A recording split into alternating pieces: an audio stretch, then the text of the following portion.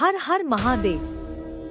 दोस्तों, आपने हर साल दशहरे पर रावण का पुतला बनाकर जरूर जलाया होगा या फिर अपने आसपास के लोगों को रावण का पुतला जलाते जरूर देखा होगा, क्योंकि लंका नरेश रावण को लोग अनीति, बुराई, काम, क्रोध, लोभ, दंभ और अधर्म का प्रतीक मानते हैं। लेकिन क्या आपको पता है कि रावण एक प्रखंड ज्ञानी ब्राह्मण था? तो इतना ज्ञानी होने के बावजूद और एक ब्राह्मण कुल में जन्म लेने के बाद भी आखिर ऐसा क्या हुआ कि रावण को एक राक्षस माना जाता है? चलिए आपको विस्तार से रावण के जन्म के पीछे का रहस्य बताते हैं। दरअसल रावण का उल्लेख हमें हिंदू धर्म के पवित्र ग्रंथ रामायण में मिलता है, जिसमें भगवान श्री राम के संपूर्ण जीवन का वर्णन है और प्रभु श्री राम के जीवन में रावण का एक बहुत ही महत्वपूर्ण हिस्सा है। और रामायण के बारे में जानने के बाद ऐसा लगता है कि रावण के बिना रामायण की रचना करना एक बहुत कठिन कार्य हो जाता, क्योंकि किसी भी कृति के लिए नायक के साथ ही सशक्त खलनायक का होना अति आवश्यक है। वैसे आपको बता दें, वाल्मीकि रामायण के अनुसार सोने की नगरी लंका का राजा रावण ब्राह्मण पुलस्त्य ऋषि का पौत्र तथा महर्षि विश्रवा और राक्षसी कैकसी का पुत्र था। रावण एक परम भगवान शिव भक्त, उद्धट, राजनीतिज्ञ, महाप्रतापी, महापराक्रमी योद्धा, अत्यंत बलशाली, शास्त्रों का प्रखर ज्ञाता, प्रकांड विद्वान, पंडित एवं महाज्ञानी था। और रावण के शासन काल में लंका का वैभव अपने चरम पर था और उसने अपना महल पूरी तरह स्वर्ण रजित बनाया था। इसलिए उसकी लंका नगरी को सोने की लंका अथवा सोने की नगरी भी कहा जाता है।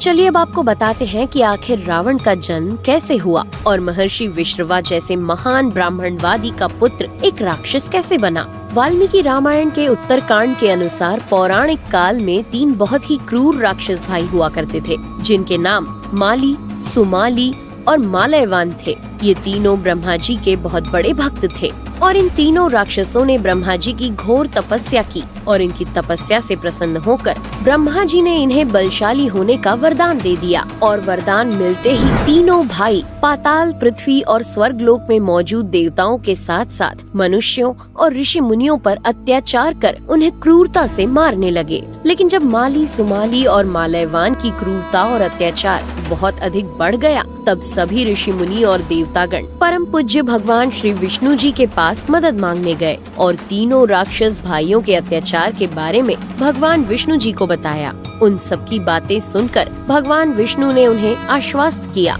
कि आप सभी अपने लोक में निडर होकर जाएं और हमेशा की तरह अपना जीवन व्यतीत करें। मैं अतिशीघ्र इन राक्षसों का विनाश करूंगा और तीनों लोकों को इनके अत्याचार से मुक्ति दिलाऊंगा। फिर क्या था, जैसे ही इन तीनों भाइयों माली, सुमाली और मलयवान को भगवान विष्णु के कथन के बारे में पता चला, तो तीनों ने संपूर्ण सेना के साथ इंद्रलोक पर आक्रमण कर दिया। इसके बाद भगवान विष्णु इंद्रलोक आकर राक्षसों का नरसंहार करने लगे और देखते ही देखते विष्णु जी ने माली सहित कई सारे राक्षसों को मौत के घाट उतार दिया।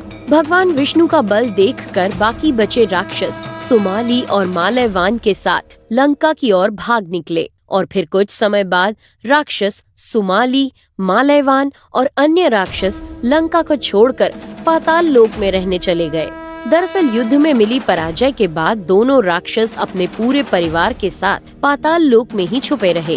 कुछ समय बीतने के बाद सुमाली पृथ्वी लोक पर भ्रमण को निकला और वहां पहुंचते ही उसने लंका में कुबेर जी को देखा, लेकिन भगवान विष्णु के डर के कारण जल्दी ही वापस लौटकर पाताल लोक चला गया।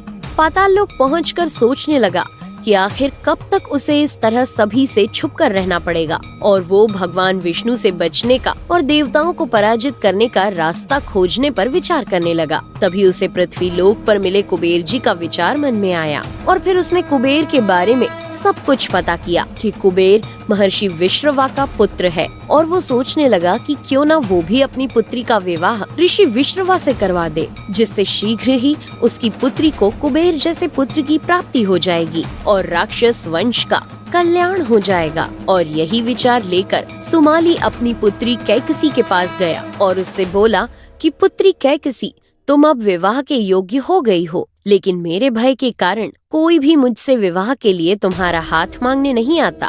इसलिए तुम अत्यंत पराक्रमी महर्षि विश्रवा से विवाह कर पुत्र प्राप्त कर लो, जिससे राक्षस वंश का कल्याण होगा, क्योंकि वही पुत्र देवताओं से हम राक्षसों की रक्षा कर सकता है। दोस्तों, आपको जानकर आश्चर्य होगा कि राक्षस कुल की पुत्री होने के बावजूद कैकसी एक धर्मपरायण स्त्री थी।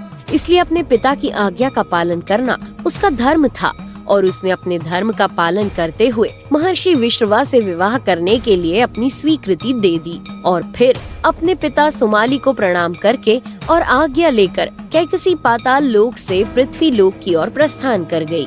आपकी जानकारी के लिए मैं बता दूं कि पाताल लोक से पृथ्वी लोक की दूरी अधिक होने के कारण कैकसी को पृथ्वी लोक पहुंचने में काफी समय लग गया और जब वो पृथ्वी लोक पर महर्षि विश्रवा के आश्रम पहुंची, तब तक सूरज ढल चुका था और संध्या का समय हो गया था और बहुत तेज आंधी चलने के साथ साथ बादल भी गरज रहे थे और महर्षि अग्निहोत्र कर रहे थे।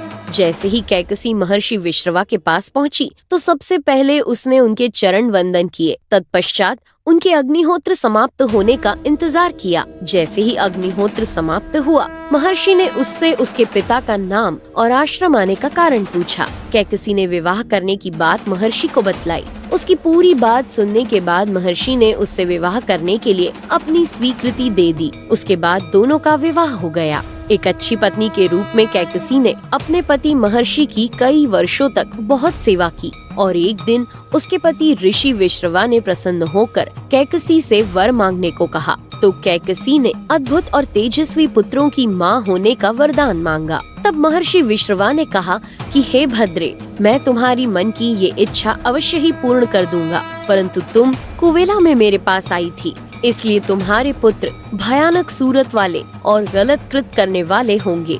महर्षि विश्रवा की ये बात सुनकर कैकसी विचलित हो उठी और बोली, हे ऋषिवर, आपके जैसे ब्रह्मवादी द्वारा मैं ऐसे पुत्र की उत्पत्ति नहीं चाहती, इसलिए आप मुझ पर कृपा कीजिए। तब महर्षि विश्रवा ने उससे कहा कि तुम्हारा तीसरा पुत्र मेरे जैसा ही धर्म को मानने वाला होगा। कुछ समय बीतने के बाद कैकसी ने एक अद्भुत बालक को जन्म दिया, जो 10 सिर और 20 हाथों वाला अत्यंत तेजस्वी और बहुत सुंदर बालक था, जिसके शरीर का रंग काला और आकार कोयले के पहाड़ के समान विशालकाय था।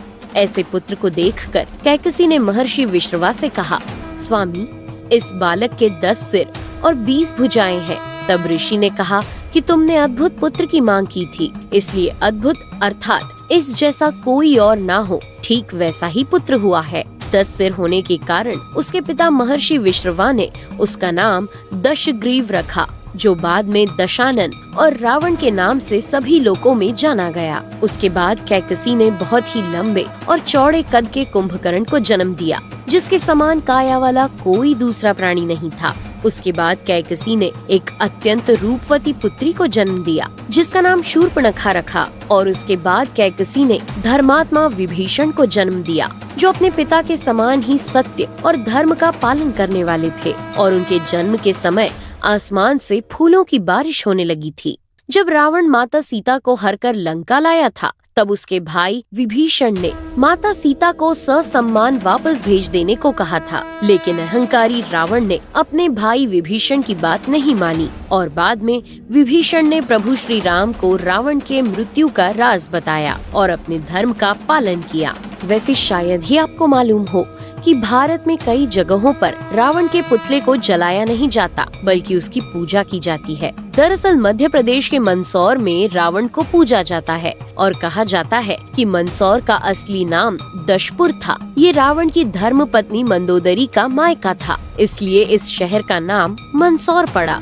अब चूंकि मंदसौर रावण का ससुराल था और यहाँ की बेटी रावण से ब्याही गई थी, इसलिए यहाँ दामाद के सम्मान की परंपरा के कारण रावण के पुतले का दहन करने की बजाय उसे पूजा जाता है। मंदसौर के रुंडी में रावण की मूर्ति बनी हुई है, जिसकी पूजा की जाती है। तो दोस्तों, ये था हमारा एक और रोचक वीडियो। आपको ये वीडियो पसंद आया हो तो इसे लाइक करें और अपने दोस्तों के साथ शेयर करें। और हाँ, जाते जाते चैनल को सब्सक्राइब जरूर कर दीजिएगा। Thanks for watching.